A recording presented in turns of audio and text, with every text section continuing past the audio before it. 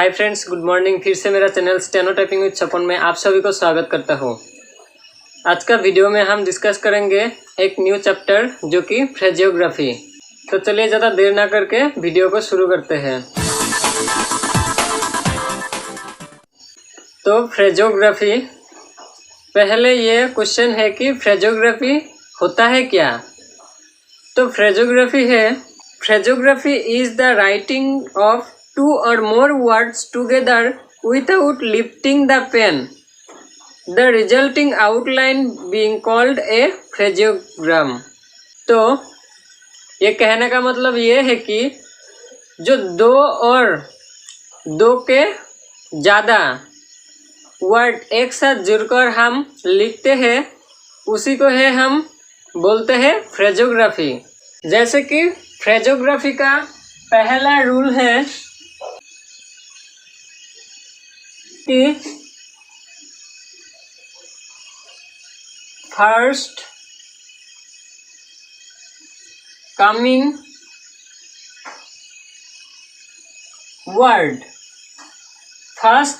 Word, इसका मतलब है फ्रेजियोग्राफी। जैसे कि हम लिखते हैं हाउ कैन दे, समझ लीजिए ये हमको लिखना है। जैसे कि हाउ कैन दे, ये तीनों वर्ड हमको लिखना है। तो पहले हम कैसे लिखते थे इसको, हाउ को लिखते थे on the line how, can को लिखते थे अबव द लाइन कैन, और दे को लिखते थे ऑन द लाइन दे। तो ये तीनों वर्ड को जोड़कर जो हम अभी लिखेंगे उसको ही फ्रेजियोग्राफी बोलते हैं। जैसे कि हाउ कैन दे, ये तीनों वर्ड को हम लिखेंगे विदाउट लिफ्टिंग पेन बिना उठा के ये तीनों को एक साथ लिखेंगे। जैसे कि पहले हम लिखेंगे हाउ का यहाँ खत्म हो गया, अभी आ गया कैन, यहाँ से मैंने स्टार्ट कर दिया कैन। इसके बाद जो है लास्ट में वो है दे। तो दे को भी हम ऐसे यहाँ से ही जोड़कर लिखना पड़ेगा। तो ये हो गया हाउ कैन दे, कंप्लीट हो गया हाउ कैन दे का फ्रेजियोग्राफी। नहीं, अभी तक नहीं हुआ। क्यों नहीं हुआ? इसका कोई पोजीशन नहीं दिखाया कि इसको कौन सा पोजीशन में हम लिखे ताकि ये कंप्लीट हो जाए। तो इसमें लिखने का कुछ पोजीशन है, जैसे कि above the line, on the line और क्रॉस द लाइन। तो इसको हम कैसे लिखेंगे? पहला क्या है, फर्स्ट कमिंग वर्ड। इसका मतलब है ये तीनों वर्ड में जो वर्ड पहले आया, पहले कौन सा वर्ड आया? पहले आया जो कि हाउ, पहले हाउ आया। इस हाउ को हम कौन सा प्लेस में लिखते हैं उसी के अकॉर्डिंग में ये पूरा फ्रेजियोग्राफी लिखना पड़ेगा। जैसे कि हाउ हम कहाँ पे लिखते हैं? हाउ को लिखते हैं हम ऑन द लाइन लिखते हैं। तो ये पूरा फ्रेजियोग्राफी, ये पूरा सेंटेंस, ये पूरा फ्रेज को हमें ऑन द लाइन में लिखना पड़ेगा। जैसे कि हाउ कैन दे, हाउ को ऑन द लाइन स्टार्ट करके इसके बाद जो आया जैसे कि कैन और दे, ये पूरा आ जाएगा। लेकिन पहला वर्ड जो है, पहला वर्ड जैसे कि हाउ है, हाउ को हम उसका प्लेस के अकॉर्डिंग से लिखना स्टार्ट करना होगा। जैसे कि हाउ कैन दे, हाउ को हम ऑन द लाइन लिखते हैं तो हाउ को ऑन द लाइन से स्टार्ट करके उसका बाद जो कुछ है वो लिखना पड़ेगा। जैसे कि हाउ कैन दे, ये हो गया कंप्लीट। ये था ए नंबर, जो फर्स्ट कमिंग वर्ड, मतलब फर्स्ट में जो वर्ड आएगा उस वर्ड का प्लेस का अकॉर्डिंग में उसका पीछे जितना वर्ड आएगा वो हम लिख देंगे। तो ये हो गया खत्म।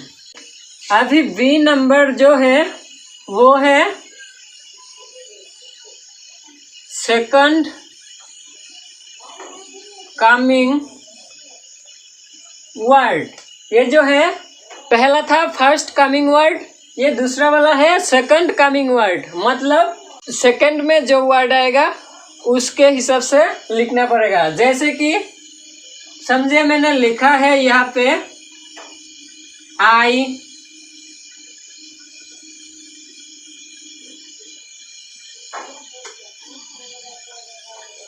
आई थिंक यू, ये है एक, और एक है आई थैंक यू। ये है पहला, ये है सेकंड वाला। पहला वाला मैंने लिखा आई थिंक यू, और सेकंड वाला जो है वो मैंने लिखा आई थैंक यू। यहाँ पे एक चीज अच्छे से ध्यान रखना कि यहाँ पे देखिए पहला वाला है आई, जो कि मैंने डिप्थोंग लिखा आई।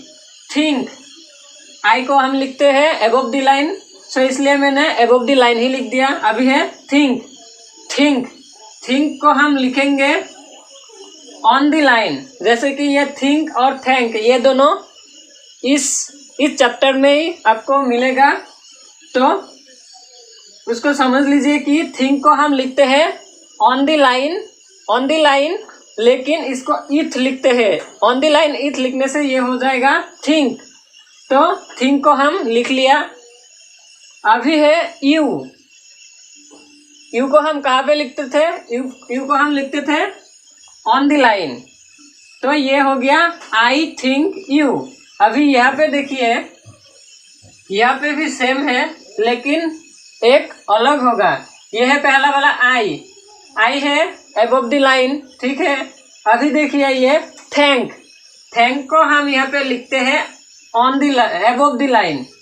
जैसे कि यहाँ थिंक को लिखते थे ऑन द लाइन इथ, थैंक को लिखते हैं अबव द लाइन इथ।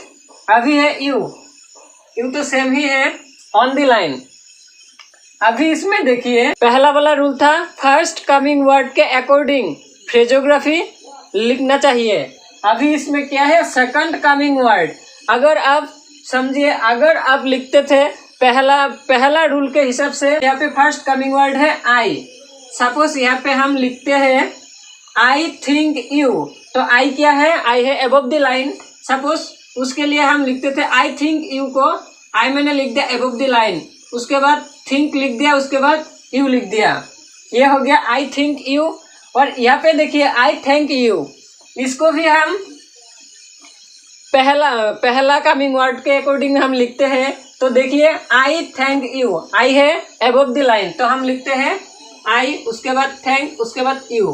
अभी देखिए यहाँ पे है आई थिंक यू, ये है आई थैंक यू। तो अगर हम पहला वाला रूल के अकॉर्डिंग लिखते हैं तो आई thank you, I think you और आई थैंक यू, इस दोनों में कोई अंतर है क्या? नहीं है, क्योंकि ये दोनों सेम ही है। आई थैंक यू, इसको भी हम अबव द लाइन लिखा, आई थिंक यू, इसको भी हम अबव द लाइन लिखा, और आई थैंक यू, इसको भी हम अबव द लाइन लिखा। तो इसके लिए नंबर सेकंड बी वाला जो रूल है वो सेकंड कमिंग वर्ड, जिसको हम पहला वाला रूल से नहीं लिख सकते हैं, उसको हम इस रूल को अप्लाई करते हैं। जैसे कि second coming word, second coming word का मतलब ये है कि जैसे कि पहला वाला आई हम लिखते हैं अबव द लाइन, तो अबव द लाइन लिखने के लिए ये बाद में जो है थैंक और थिंक, ये दोनों को हम अच्छे से समझ नहीं पाते हैं, तो इसलिए हम लिखते हैं सेकंड कमिंग वर्ड। जैसे कि थिंक हम कहाँ पे लिखते हैं? थिंक हम लिखते हैं ऑन द लाइन, तो ऑन द लाइन लिखने के लिए ऐसे करके लिखना पड़ेगा ताकि इस थिंक को हम ऑन द लाइन ही लिख सकते हैं। तो इसलिए हम लिखेंगे आई को अबव द लाइन ही लिखेंगे, लेकिन ज़्यादा ऊपर ना लिख के ऐसे करके लिखेंगे कि इट को हम लाइन के ऊपर लिख सकते हैं। तो आई सेकंड कमिंग वर्ड के रूल से आई थिंक यू ये हो गया। अभी है यहाँ पे आई थैंक यू, अभी आई थैंक यू को हम लिखेंगे above the line, I thank you. तो अभी देखिए ये दोनों का अंतर देखिए, ये है आई थिंक यू, इसको हम लिखा ऑन द लाइन, और ये है आई थैंक यू, इसको हम लिखा अबव द लाइन। क्यों?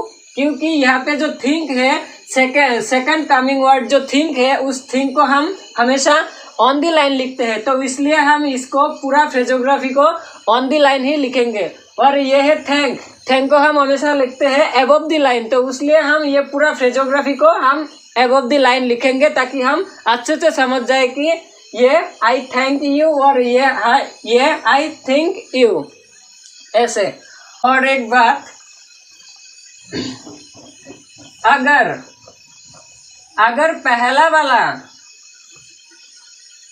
ये बात अच्छे से याद रखना कि अगर पहला वाला कोई स्ट्रोक ऐसे आए कि उस स्ट्रोक को हम अबव द लाइन लिखते हैं, तो उस स्ट्रोक के बाद जो सेकंड वाला वर्ड आएगा, उस स्ट्रोक के हिसाब से उस फ्रेजोग्राफी से लिखना होगा।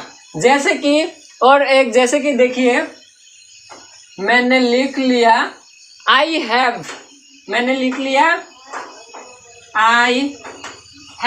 आई हैव, ये दोनों अलग अलग स्ट्रोक लिखा मैंने। आई पहला, आई डिप्थंग, और उसके बाद स्ट्रोक भी को लिख दिया, ये हो गया आई हैव, ठीक है। तो अभी देखिए, इसको जब हम फ्रेजोग्राफी में लिखना होगा, मतलब विदाउट लिफ्टिंग पेन, तो तब हम कैसे लिखेंगे? ये पूरा फ्रेजोग्राफी को हम लिखेंगे, आई हैव को लिखेंगे ऑन द लाइन, ऐसे करके लिखेंगे ताकि ये आई हैव पूरा वाला फ्रेजोग्राफी ऑन द लाइन ही होते हैं। तो ये हो गया सेकंड वाला रूल। सेकंड वाला रूल का कुछ एग्जाम्पल दे रहा हूँ मैं, ताकि आप लोग अच्छे से समझ जाते हैं। तो जैसे कि ये पहला है विथ मच, तो विथ मच को हम लिखते हैं विथ मच, ये हो गया with much above the line. Second वाला है, ये है विथ व्हिच को हम कहाँ लिखते हैं? व्हिच को हम लिखते हैं ऑन द लाइन, तो इसलिए ये फ्रेजोग्राफी बनेगा ऑन द लाइन। जैसे कि विथ व्हिच, अभी ये है विथ ईच, तो विथ ईच को हम लिखेंगे क्रॉस द लाइन, ताकि हम समझ जाए कि ये विथ ईच ही है, तो इसलिए हम लिखेंगे विथ ईच। तो ये पूरा फ्रेजोग्राफी बन चुका है। ये पहला वाला है विथ मच, ये है विथ व्हिच और ये है विथ ईच। तो फर्स्ट वाला जो फ्रेजोग्राफी का रूल, जो फर्स्ट वाला और सेकंड वाला, ये दोनों रूल हमें कंप्लीट हो चुका है। फ्रेंड्स, आज का वीडियो इतना तक ही था। आज हम लोग डिस्कस किया जो कि रूल सेकंड तक, तो और 2 रूल है, तो उसको हम अगला वीडियो में डिस्कस करेंगे। तो उस अगला वीडियो को देखने के लिए चैनल को सब्सक्राइब करके नोटिफिकेशन बेल आइकन ऑल को प्रेस कीजिए, ताकि अगला वीडियो का नोटिफिकेशन सबसे पहले आपको ही मिलते हैं। Thank you.